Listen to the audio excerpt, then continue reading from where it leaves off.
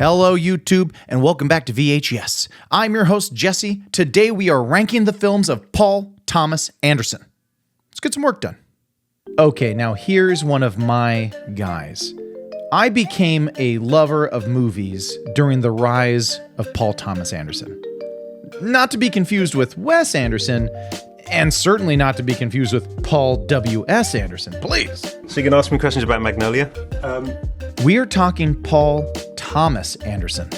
But even with the right Anderson, how do we know which of his movies we must see and which ones we can live without?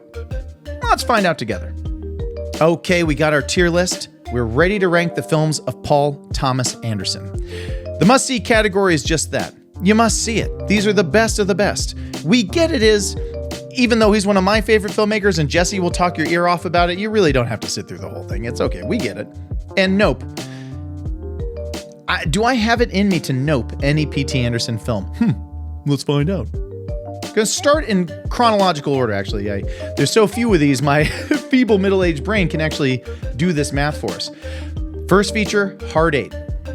Hard Eight is an absolute we get it. Let me fix my little thing there. Hard Eight is a we get it because it's formative for PTA. I love it. You're going to get some amazing performances, actually, between Philip Baker Hall, young Gwyneth Paltrow, and our main man, John C. Reilly, as the down-and-out heroic kind of character in a grimy crime world. It's a beautiful little story, and you can see where he's going to go, even in this first film. But it's a we get it. That's all right. I understand. Because Boogie Nights could not be farther from a we get it. This is a must-see, a mega must-see. If any filmmaker has one must-see that's so far above their others, it's probably still Boogie Nights and Paul Thomas Anderson. This could not have been more formative for me as a film lover coming up, being in film school, watching everything I could get my hands on. This thing was cracking into the mainstream. It was at the awards, all the stuff that my parents knew about this movie. It was that big of a deal. It's still fantastic, still one of the more epic American family tales that you can see on film. Everything's incredible. Everyone knows Boogie Nights. I don't need to keep talking about it. Okay, now here's the thing. While Magnolia is, of course, a must-see for me as a hardcore fan, I'm going to go ahead and put it in the we get it's. It's a long movie. Even in the making of documentary on the DVD for Magnolia, Paul Thomas Anderson is joking with his crew throughout it about how the studio is insisting on like a 3 hour and 12 minute or 3 hour and 14 minute cut, period. So he was doing his super self-indulgent thing. It's a lot about his family, his dad, his relationships, all that stuff. But it's an incredible film. To be that sprawling but that satisfying from that young of a filmmaker is incredible. But we get it. No one's going to sit through Magnolia except me and a couple people I know, and we'll be enjoying ourselves. Punch Drunk Love. Did you really give Punch Drunk Love a chance when it came out? Did you really try Punch Drunk Love? Did you really watch it? Or did you get through 15 minutes and go, this is the worst Adam Sandler movie I've ever seen, and walk out? Because that happened in the theater that I saw it in. That absolutely happened. People walked out in the beginning, they walked out at the end, and I have to tell you, it's my favorite Adam Sandler performance of all time, bar none. There's not even a discussion about it. It's incredible. It is a movie about frustration and feeling out of sync with the world. And it's just a ripping little indie romantic drama that's also very funny. Sandler's still funny. They still use Sandler for all the good, funny stuff. But it's a little harsh, it's a little deep, it's a little sad, it's a little wonderful. You must see Punch Drunk Love. If you're like, nah, Jess, that one really whiffed. You whiffed. Give it another shot. Please. Then come yell at me about it. It's fine. Okay. Now this is wild, right? How do you go from this to this? I love There Will Be Blood. I love this movie. This movie came out the same year as No Country for Old Men. Do you remember that? It was a crazy year. It's like suddenly these great filmmakers, the Coen brothers and Paul Thomas Anderson, are coming out with these sort of westerny vibe. No Country isn't really a period piece, but it's a Cormac McCarthy book, and he does a lot of period western stuff. So it all had that kind of vibe, and they were both vying for best movie of the year. No Country won it. PTA is a serious Hollywood outsider, even more somehow than the Coens. I don't know. But the Coens got their win, and No Country is a wonderful movie. But I will tell you all day, as long as you're willing to listen, There Will Be Blood is a much better film. It is a serious achievement. The Johnny Greenwood score. You like your Radiohead? Johnny Greenwood, incredible score. Performances I don't even need to talk about, please.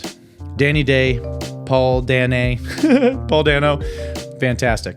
Okie doke. Man, I don't know if I have the ability to do this. I don't think I can even nope the master.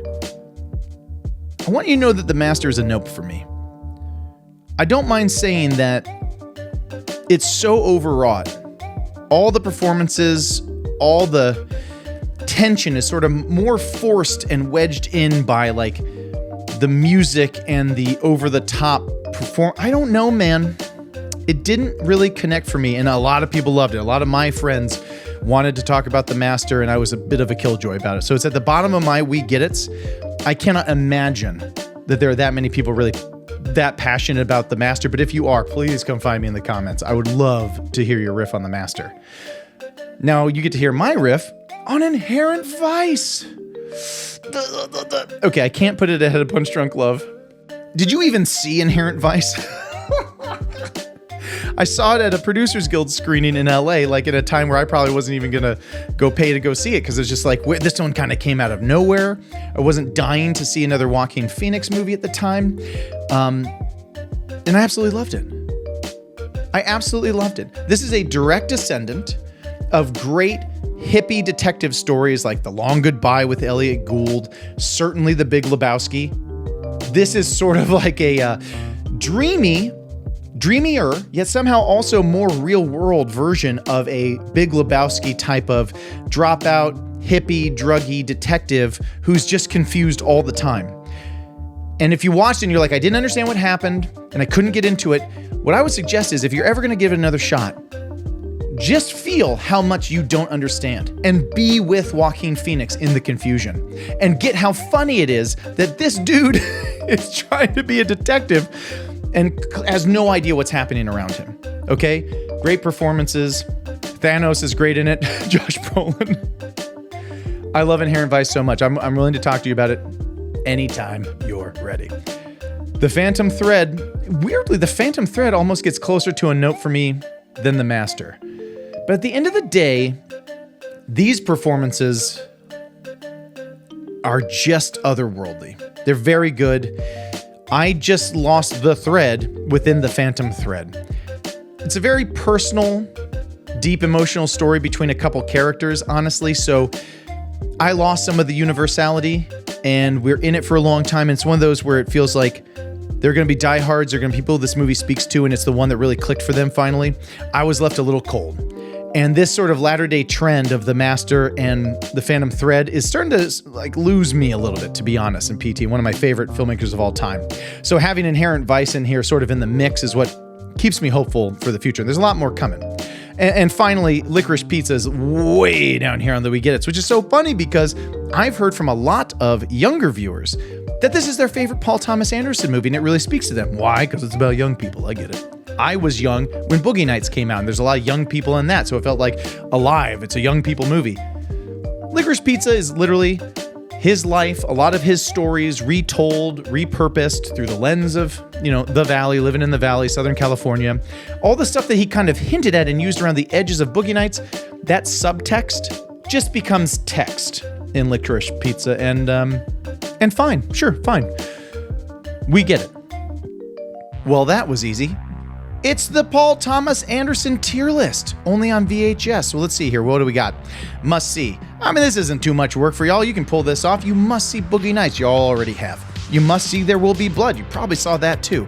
You must go see Punch Drunk Love and Inherent Vice. Make it a journey for yourself. Make it a project. Go check them out. Understand how weird they are, but understand that Jess is not going to drive you crazy. I'm not going to push you in the wrong direction. I'm going to give you a little something adventurous to do. It's okay. I promise. You're not going to feel bad at the end of it. We get it. Magnolia, Heart 8. It hurts my heart that we get it. These Phantom Thread, Master, Licorice Pizza.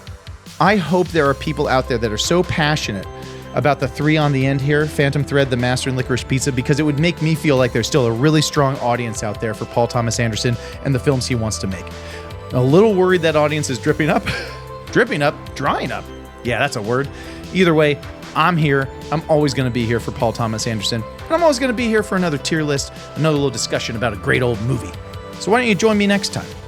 We live here, only on VHS. Take them home, Craig. Thanks for watching, everyone. Oh, and please like and subscribe. Check out more of our videos. Leave a comment. Or don't. You do you.